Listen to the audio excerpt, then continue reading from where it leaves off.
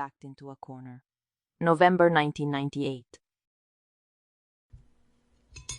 Another drop of hot chocolate, perhaps. Yes, please. I know him. I know how to handle him. He never says no to a second helping of hot chocolate. Emmanuel is as fond of sweets as a child, and in particular he can't resist desserts.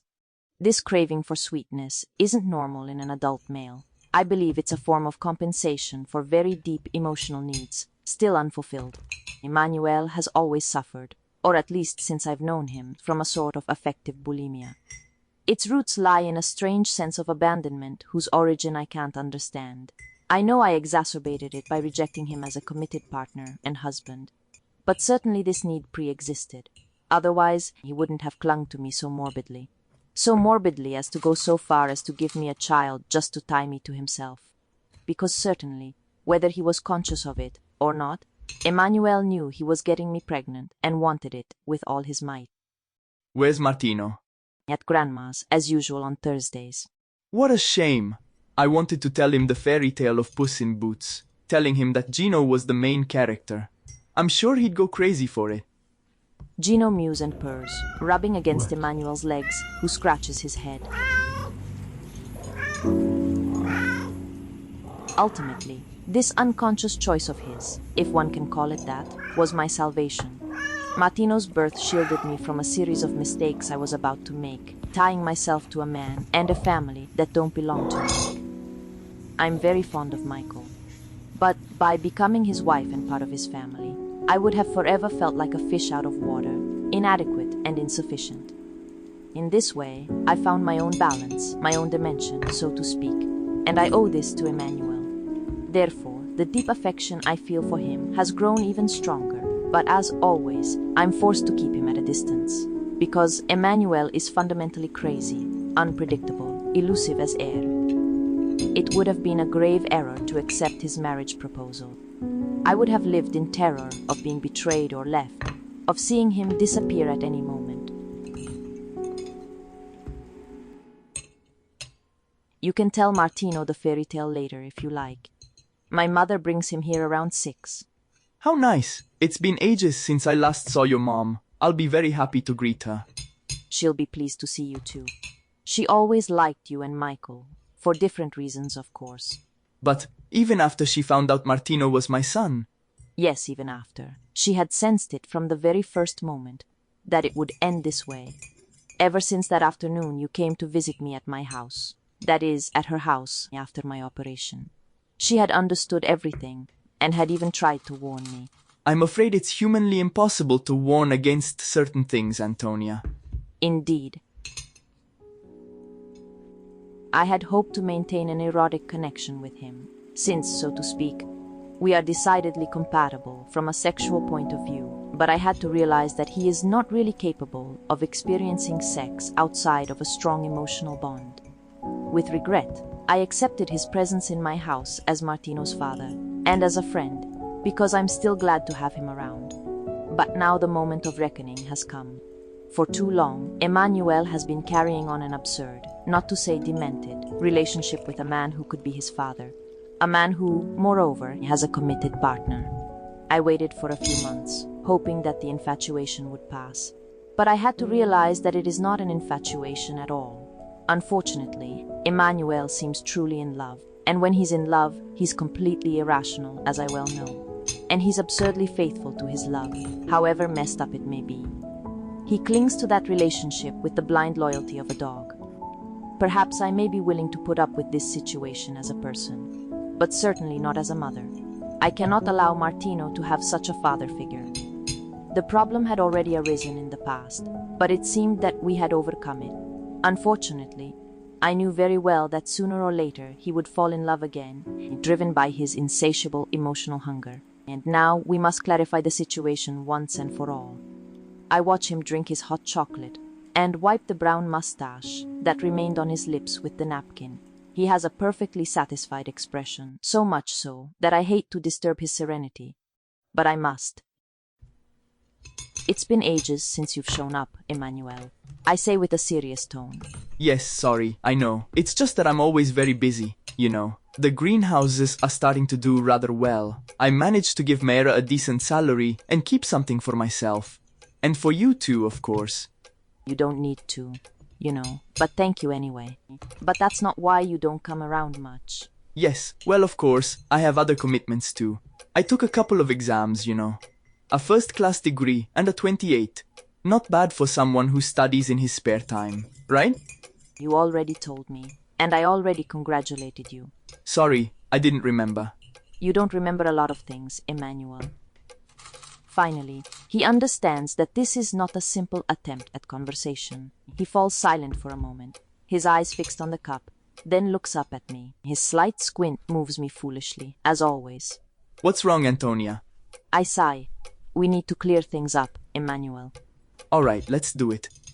I get up and take the cups into the kitchen.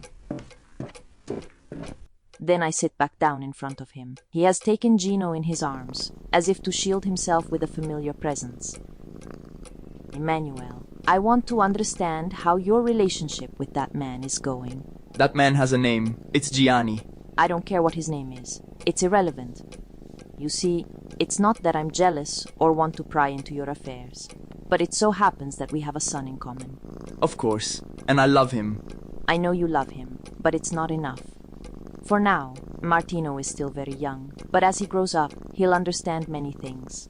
Having a gay father is already heavy enough for a child. Bisexual, Antonia.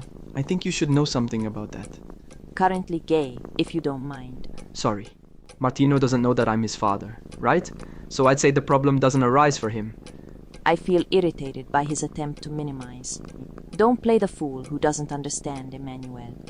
He sees you often at home. He looks a lot like you. He'll end up understanding. He nods and says nothing. Not that being gay is a disgrace. Let's be clear. I add to avoid seeming moralistic. But you know what the Latins say, don't you? Est modus in rebus. And my modus isn't good, I suppose. No, it's not good. You're not simply with a man, Emmanuel, but with an adult. Someone 20 years older than you.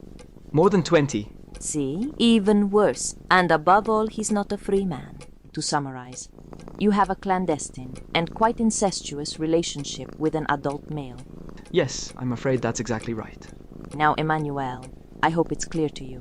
This kind of father figure is absolutely unacceptable for Martino. He nods again. If you continue down this path, I'll be forced to prevent you from seeing your son. He looks up, surprised and alarmed. Prevent me? How?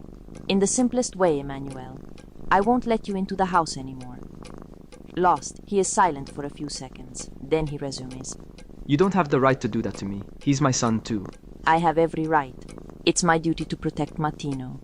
Protect him from me? He says with a sarcastic smile. Yes, from you. Or rather from the example you're setting for him. Excuse me, Emmanuel, but it shouldn't be difficult for you to understand my point of view.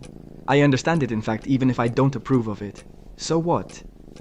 I'm asking you, Emmanuel. So what? Meaning what? What do you intend to do? Or if you prefer, what do you choose?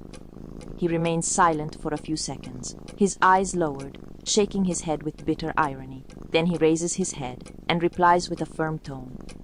You don't choose to love, Antonia. You just love. You should know that.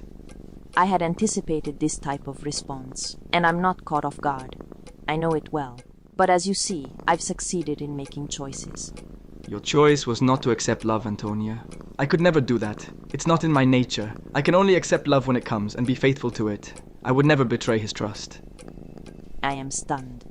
So, you're telling me that if you have to choose between your son and him, you choose him? He stares at me with a cold look. Yes, Antonia, I'm telling you exactly that. You're causing me great suffering, but precisely because it is you who is choosing to make me suffer for no reason, precisely because I'm in pain, I cannot inflict in turn an unjust suffering on a man who loves me and trusts me. For no reason? Yes, for no reason. The motives you're using are excuses. It is not written on my face that I am with a man, Antonia. Martino will never see me in his company. So, what's the problem? For a moment, I don't know what to say. He continues. Sometimes when you make these speeches, I get the feeling that it bothers you, not Martino. It is you who doesn't accept that I'm with a man. I simply say nothing.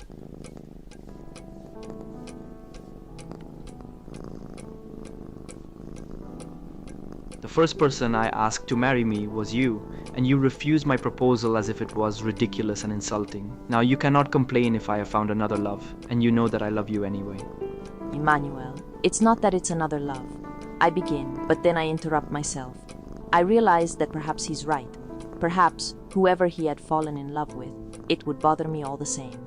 It's like a strange wound that burns inside me. Yes, I know. He continues, not noticing my doubt. It's not a love, it's that love. It's a man, he's much older than me, he's with another man and so on. And while we're at it, I'll also add that his head isn't quite right. At times he rambles, I'm afraid he might lose his mind, poor man.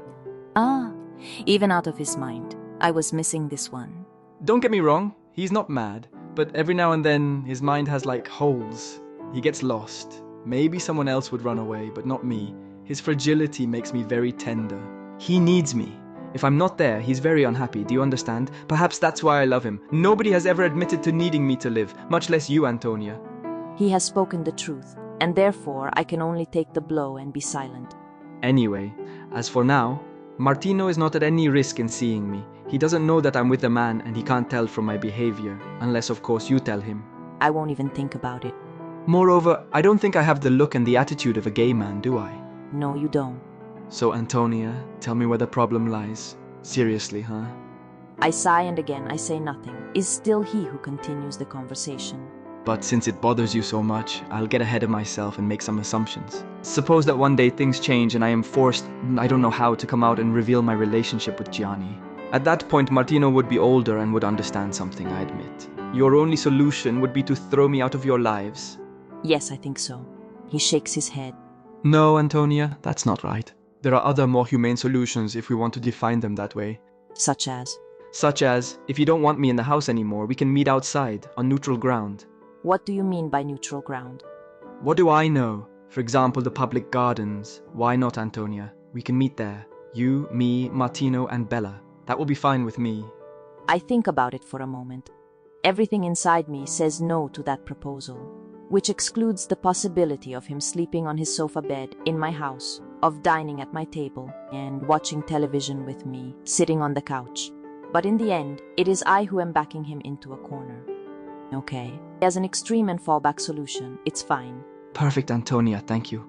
He gets up and comes to kiss me, a real kiss on the mouth, not really from friends.